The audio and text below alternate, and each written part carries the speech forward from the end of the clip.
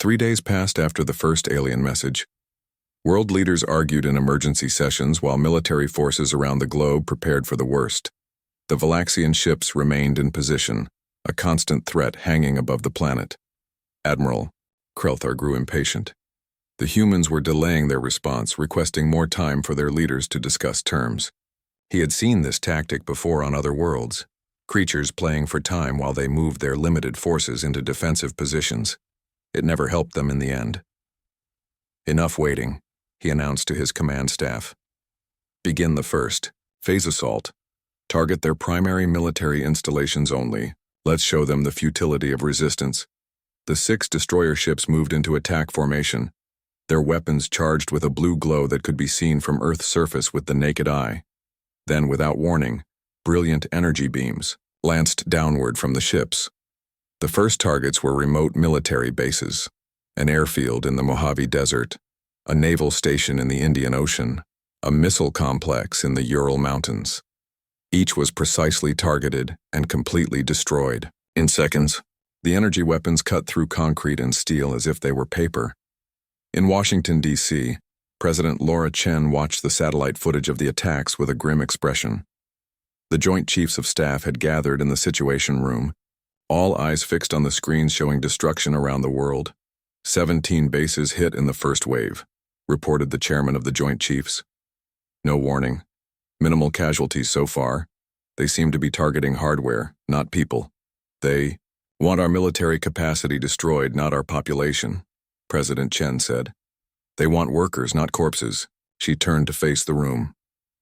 What are our options? An older general cleared his throat. Madam President, conventional weapons will be useless against their technology. If we deploy nuclear weapons, they'll likely intercept them before they reach orbit. The president nodded. Then it's time. She opened a small case containing a single key and inserted it into a console built into the conference table. Activate the emergency defense protocol.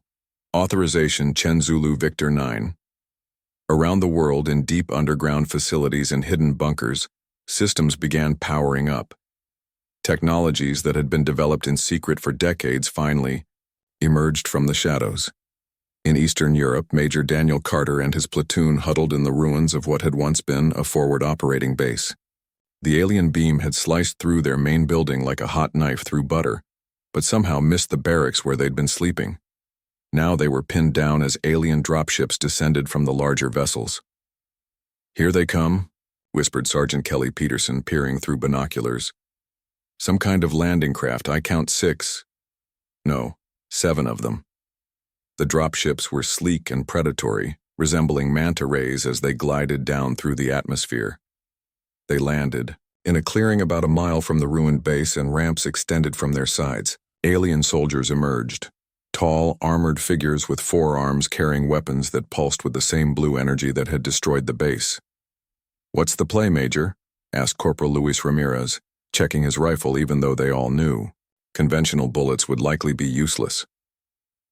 Before Carter could answer, the sound of helicopter rotors approached from behind them. The soldiers turned, expecting to see regular Army reinforcements. Instead, an unmarked black helicopter landed, and a woman in a lab coat jumped out, accompanied by soldiers carrying strange equipment. "Major Carter?" the woman called out. "I'm Dr. Samantha Wright, Special Projects Division. We brought you some new toys." She gestured, and her team opened several crates. Inside were weapons unlike anything Carter had ever seen, sleek rifles with glowing components and unusual configurations. "What the hell are these?" Carter asked, picking one up cautiously. "Reverse engineered from alien tech," Dr. Wright explained, adjusting something on the weapon in his hands. "Recovered from a crashed scout ship in 1953. We never knew who they belonged to until now." Carter stared at her in disbelief. "The government has had alien technology for 70 years? Wright nodded. "Why do you think the Valaxians are here? Our recent test firings must have alerted them. Now these prototypes channel energy similar to theirs. They should penetrate their armor." Across the world, similar scenes played out as hidden technologies were distributed to military forces. In the Pacific Ocean, submarines surfaced that had never appeared on any official registry. From hidden mountain hangars, Aircraft emerged with impossible configurations.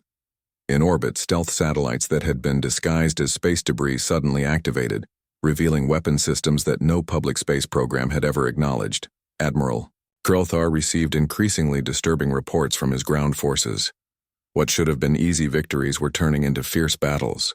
The humans were deploying weapons that shouldn't exist on such a primitive world.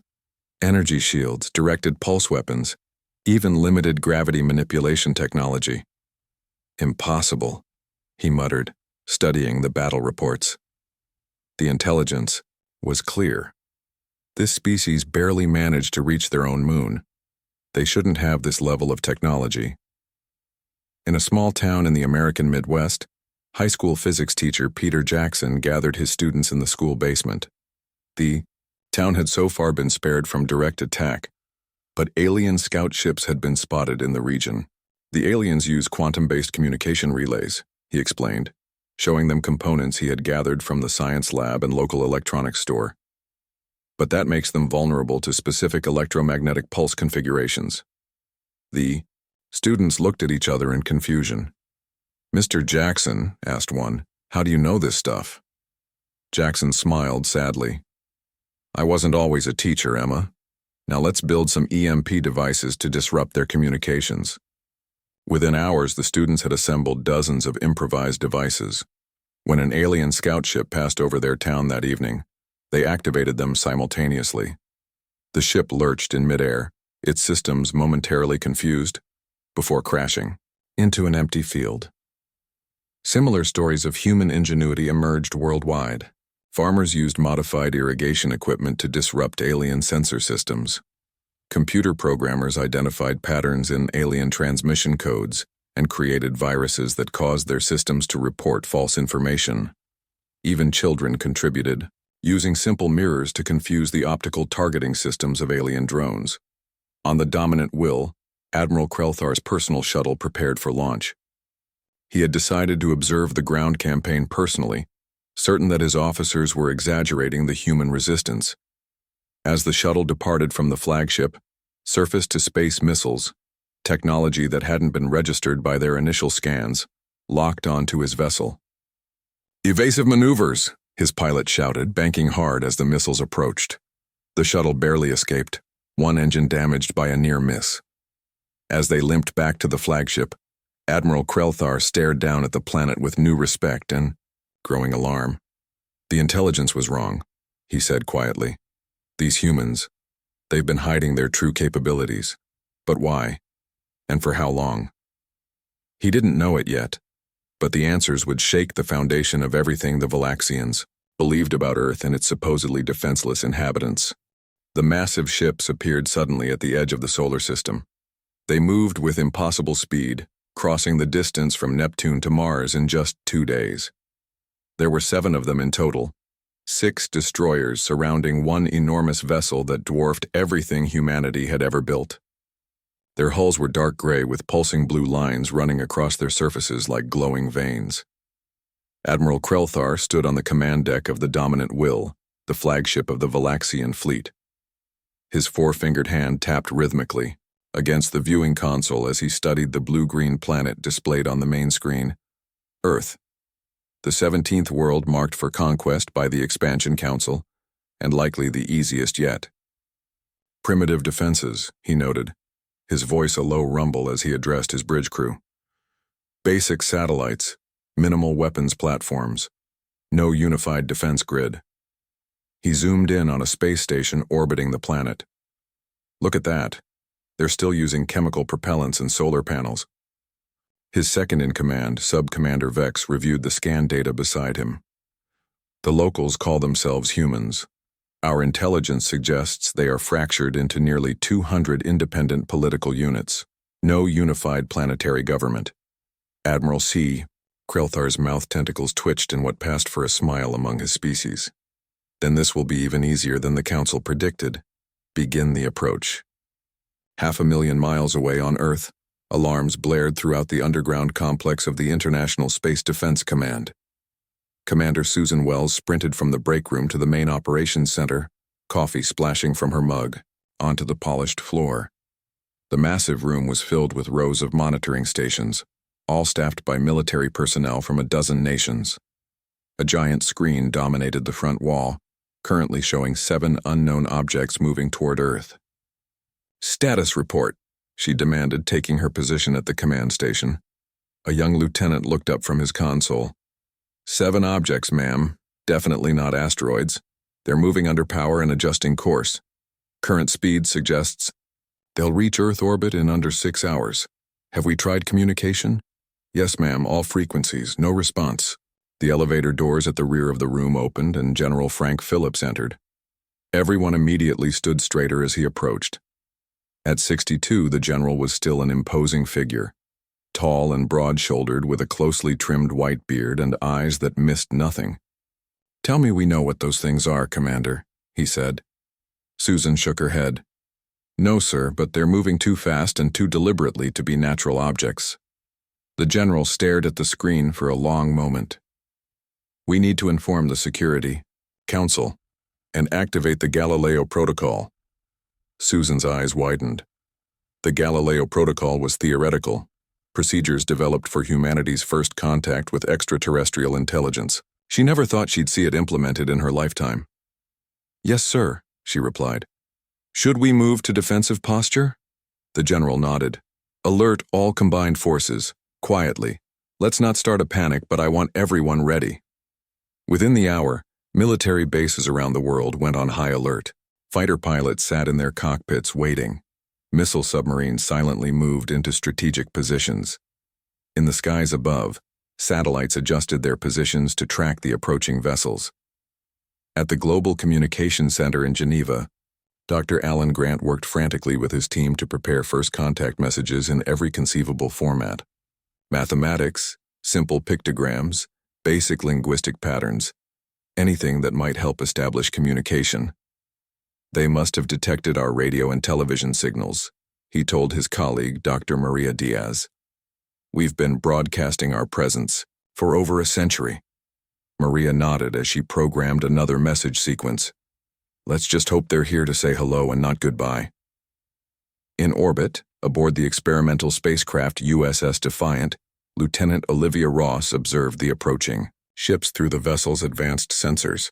The Defiant was officially classified as a multi-purpose research vessel, but it carried technologies that weren't supposed to exist yet, the result of black budget programs and international cooperation hidden from public view. "Captain, I'm noticing something odd about their formation," she said, pointing to her display. "The 6 smaller ships are maintaining a specific arrangement around the larger one. They're keeping the main ship's ventral section pointed away from Earth at all times." Captain Paul Rivera studied the pattern. "A blind spot? Or are they protecting something?" "Could be. Or maybe that section contains something sensitive to our planet's radiation or magnetic field." "Good catch, Lieutenant. Keep monitoring and record everything. This could be important." The alien ships continued their approach, maintaining formation. When they reached lunar orbit, they suddenly stopped. For 3 hours, they remained motionless, seemingly studying Earth. Then, without warning, a brilliant blue beam shot from the lead destroyer, striking a military satellite. The satellite instantly vaporized, leaving nothing but scattered debris. In the ISDC command center, alarms screamed as monitoring screens flashed red. "They just took out Navstar 7, a technician reported, voice tight with tension. General Phillips' face remained impassive, but his knuckles whitened as he gripped the command rail. "A demonstration of power. They're showing us what they can do." As if to confirm his assessment, all communication systems worldwide suddenly picked up a transmission. On screens everywhere, a message appeared, strange symbols slowly shifting. Into English and other Earth languages, the message was simple. "Your world is now under Valaxian authority. Surrender your military capabilities and prepare for integration into the Empire. Resistance will result in devastation." "They've been monitoring our communications," Susan realized. "They've learned our languages." General Phillips turned to his communications officer. "Get me the president. Now." In the Nevada desert, far beneath the surface at a facility that officially didn't exist, an alarm sounded in a dusty office. Colonel John Martinez, retired for 5 years but still living on base as a consultant, looked up from his book as the red light began flashing. That particular alarm had never been activated before. He reached for the secure phone on his desk before it even rang. "Martinez," he answered. The voice on the other end was one he hadn't heard in years. "John, it's time to open the Spartacus. Files. This is not a drill." The old colonel stood up, suddenly feeling every one of his 68 years. "Understood. God help us all." He hung up and walked to a seemingly ordinary bookshelf. Behind it lay a retinal scanner that hadn't been used in decades. The scanner hummed to life as he pressed his eye against it.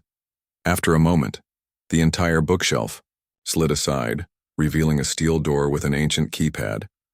He punched in a 16-digit code from memory. The door opened to reveal a room filled with dust-covered equipment and file cabinets.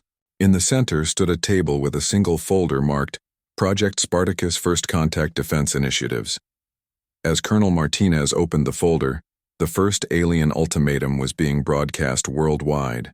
But unlike the panicking populations around the globe, he allowed himself a grim smile. "You poor bastards," he muttered, thinking of the aliens above. "You have no idea what you're in for." He began activating systems that had waited patiently for decades, waking technologies that the public never knew existed, and sending coded messages to similar facilities around the world.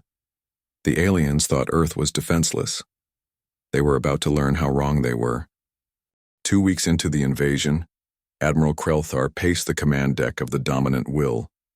The holographic display before him showed areas of Valaxian control in blue and areas of human resistance in red. There was far too much red on the map. "This makes no sense," he growled, his tentacles twitching with agitation. "Our intelligence indicated they had only reached basic space travel, yet they're using energy shields, gravitational weapons, and quantum communication jammers." Sub-Commander Vex approached cautiously, holding a datapad. "Admiral, we've discovered something disturbing in their historical records. The humans have been studying alien technology since at least 1947. "What? Impossible. A Proximan scout ship crashed in a region they call New Mexico. They recovered the technology and have been reverse engineering it since then. There have been other crashes and even deliberate contact from other species." The Admiral's eyes widened. "You're saying they've been preparing for extraterrestrial contact for generations?" "Yes, Admiral. And they've kept their most advanced technologies hidden from their own population. The primitive technology we observed was merely what they allowed to be seen." The Admiral slammed his fist on the console. "The Council must be informed. This changes everything. Prepare the stellar hammer. If we cannot conquer this world, we will crack it open like an egg." In orbit around Earth, the USS Defiant moved silently through the shadow of the moon. Its experimental cloaking system had kept it hidden from Valaxian sensors so far. Captain Paul Rivera studied the tactical display, showing a Valaxian supply ship ahead. "Prepare the phase shift drives," he ordered. "Lieutenant Ross, is your targeting solution ready?" Olivia Ross nodded, fingers moving quickly over her console. "Yes, Captain. I've identified their shield frequency. The phase torpedoes should pass through their outer defenses and detonate inside. Execute when ready, Lieutenant." The Defiant's engines glowed briefly as the ship accelerated toward the alien vessel. Just before impact, the human ship seemed to flicker and partially disappear.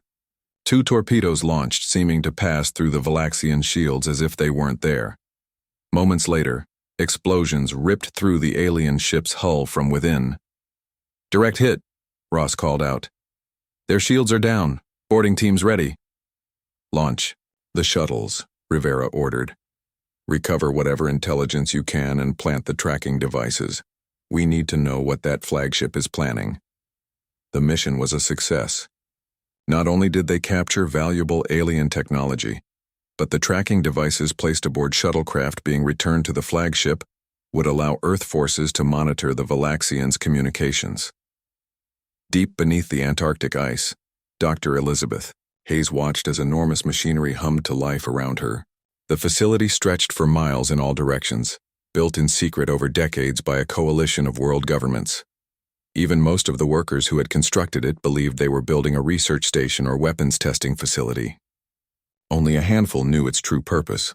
"Final diagnostic complete," her assistant reported. "The quantum defense network is ready for activation." Elizabeth took a deep breath. The network represented the pinnacle of human reverse engineering of alien technology.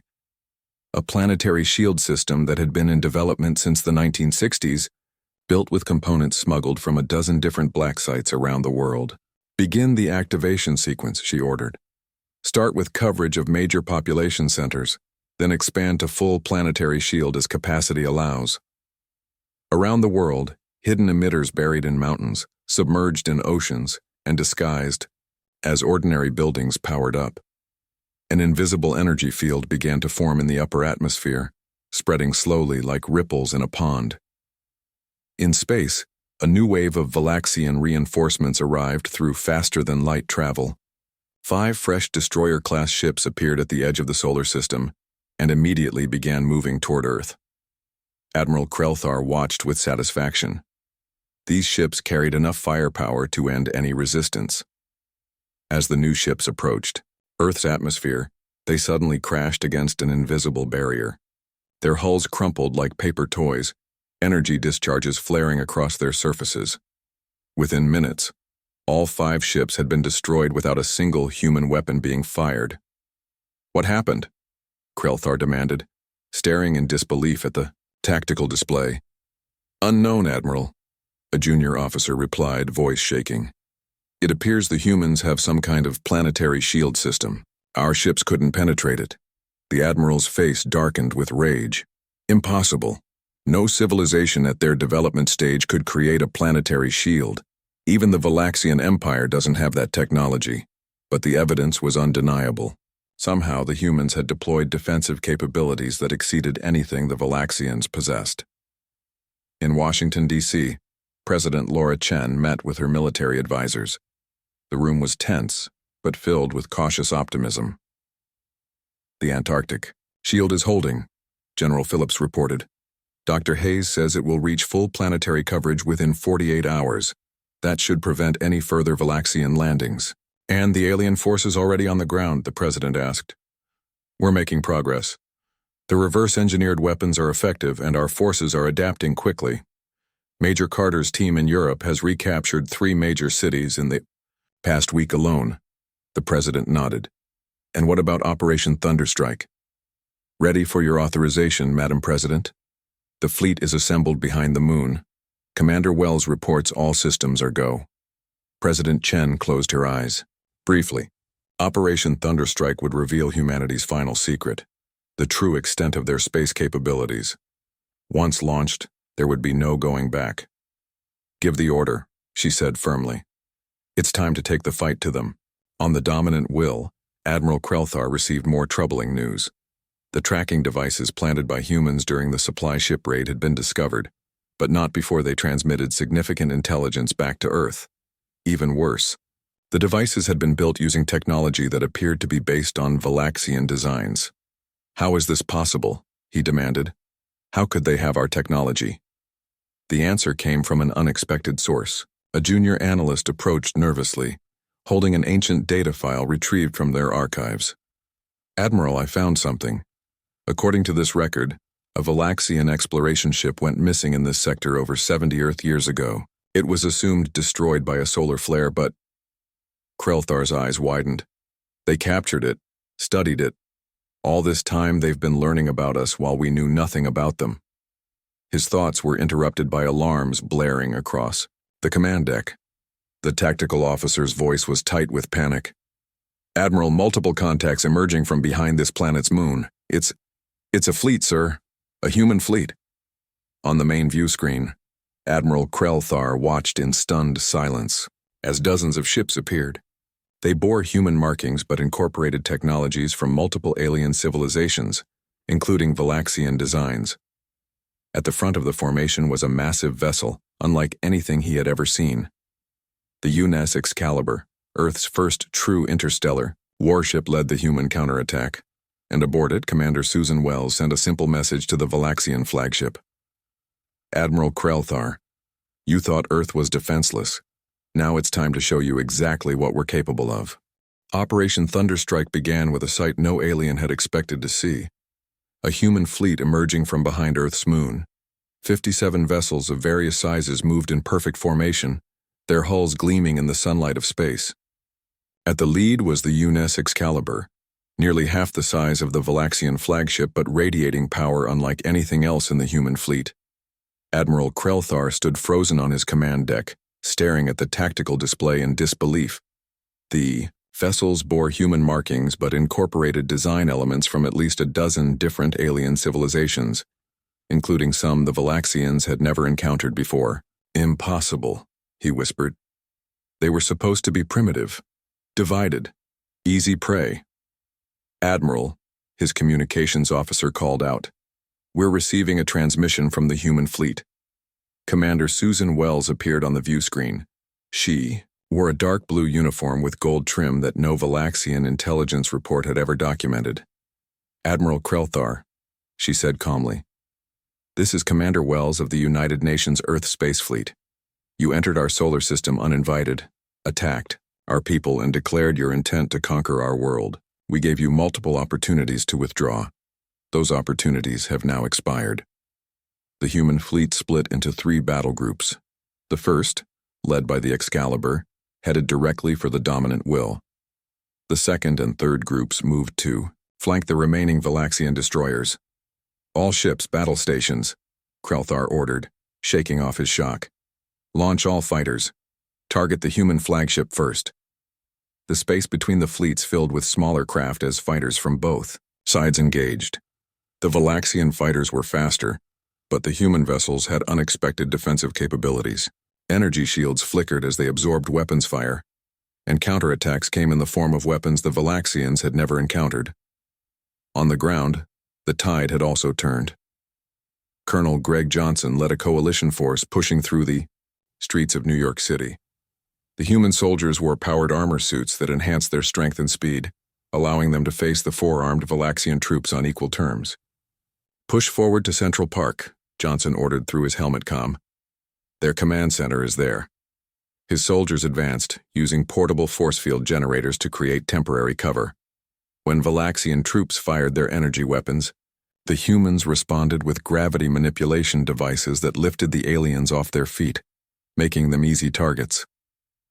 A young corporal looked at Johnson in amazement as they watched 4 alien soldiers float helplessly in midair before being stunned by precision fire. Sir, why weren't we using this tech from the beginning? He asked. Johnson checked his tactical display before answering. Because we never had enough for everyone. These suits and weapons took decades to develop, and we could only make so many. We had to wait until we could strike decisively. In orbit, the USS Defiant moved silently toward the Valaxian flagship, using its phase shift technology to avoid detection. Captain Paul Rivera studied the tactical display showing the space battle unfolding around them. Status of the special weapon? He asked. Lieutenant Olivia Ross checked her readings. The radiation emitter is at full power, Captain. Based on my analysis, it should bypass their shields completely. The Defiant had been modified with a weapon specifically designed to exploit the weakness Ross had identified weeks earlier. The Valaxians were vulnerable to a specific radiation frequency common in Earth's atmosphere, something their bodies had never evolved to handle. Take us in, Lieutenant. Get us as close as possible to their engineering section. The Defiant shimmered into partial invisibility as its phase shift drives activated. It passed through the outer defensive screen of Valaxian destroyers undetected and approached the massive flagship. As they neared their target, Ross activated the radiation emitter. A beam of golden energy shot from the Defiant's main array, striking the dominant will. Unlike conventional weapons that would have been stopped by the alien shields, this beam passed through them completely. The massive ship shuddered as its hull plates began to warp and buckle. Direct hit, Ross reported. Their shield generators are failing. Their weapon systems are going offline. On the dominant will, chaos erupted. Systems failed throughout the ship as the specialized radiation disrupted both technology and Valaxian biology. Admiral Krelthar gripped his command console as the deck tilted beneath him, What's happening? He demanded, his breathing labored as the radiation affected his lungs. Unknown weapon, Admiral, his science officer gasped. It's penetrating our shields as if they don't exist. In Geneva, Dr. Alan Grant worked with a team of linguists and a captured Valaxian officer who had surrendered after being cut off from his unit. Through a combination of translation software and careful communication, they were making progress in understanding each other. Why attack Earth? Grant asked, showing images of the invasion. The Valaxian, who called himself Nex, pointed to documents their team had recovered. Orders. Your world. Primitive. Easy conquest. Resources. But who told you we were primitive? Your scans should have detected our defenses. Nex seemed confused. Intelligence reports, from draconian sources. They said, easy target, no advanced technology. Grant exchanged startled looks with his colleagues. The Draconians, who are they? Through careful questioning, they learned the disturbing truth.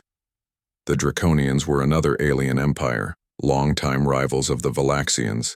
They had deliberately fed false intelligence to the Valaxians, underestimating human capabilities and encouraging the invasion. They wanted us to weaken each other, Nex explained with difficulty. Old enemies, using you against us. Back in space, the Excalibur closed in on the damaged Valaxian flagship. Its main weapon, a concentrated antimatter beam, carved through the hull of a Valaxian destroyer that moved to intercept. The human fleet had suffered losses as well, but they pressed their advantage as the aliens struggled to regroup. Aboard the crippled Dominant Will, Admiral Krelthar received the final piece of devastating news. The Stellar Hammer, their superweapon, capable of cracking a planet's crust, had been disabled by the strange radiation weapon. Without it, they had no means of defeating Earth's planetary shield. Admiral, his communications officer called weakly, fighting the effects of the radiation. We're receiving a message from our homeworld. The Council has learned of our failure. They're ordering our immediate withdrawal. Krelthar slumped in his command chair. The invasion was over. The supposedly primitive humans had not only defended themselves, but were now on the verge of destroying the entire Valaxian fleet. Worst of all, they had been manipulated into this disaster by their ancient enemies. With his ship failing around him, Admiral Krelthar made his final decision. He opened a direct channel to the human leadership. This is Admiral Krelthar of the Valaxian Empire, he transmitted, his voice strained. I request a ceasefire and direct communication with your world leaders. There is something you must know about who really caused this war. As the transmission ended, the Admiral looked out at the stars. The humans had proven themselves far more than defenseless, and now perhaps they might become something even more dangerous to the Draconians. Allies. 1 month after first contact, the remains of the Valaxian fleet pulled away from Earth orbit. Of the 7 ships that had arrived so confidently, only 3 limped back toward deep space. The Dominant Will, once the proud flagship of the invasion force, had been reduced to a floating hulk, its systems kept barely operational by emergency power. In the United Nations General Assembly Hall in New York, President Laura Chen addressed the gathered world leaders and billions watching via global broadcast. It was time for the truth. Citizens of Earth, she began, her voice steady. For generations, we have kept secrets from you. Today, those secrets saved our world. On screens behind her, classified images appeared. Crashed alien vessels, hidden facilities, and technologies that had never been publicly acknowledged. In 1947, a ship from a world called Proxima crashed in New Mexico. In 1953, another vessel from the Centauri system landed in Siberia. In 1968, we made first contact with representatives of the Arcturus Alliance. Each of these encounters was kept secret from the public as governments around the world cooperated to study and adapt these alien technologies. The audience murmured, in shock as decades of conspiracy theories were suddenly confirmed as fact. We learned that the galaxy is not always a friendly place. We learned that some civilizations view less advanced worlds as resources to be harvested or conquered, and so together in secret, we prepared. On the dominant will, Admiral Krelthar watched the human leader's speech from his medical pod. The radiation damage to his body had been severe, but human doctors had surprisingly effective treatments. Beside him stood Subcommander Vex, who had survived with minor injuries.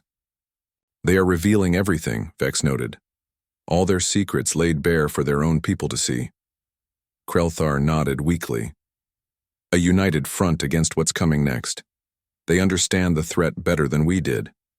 Before the Valaxians departed, Admiral Krelthar had shared the complete Valaxian technical database with humanity as reparation for the invasion.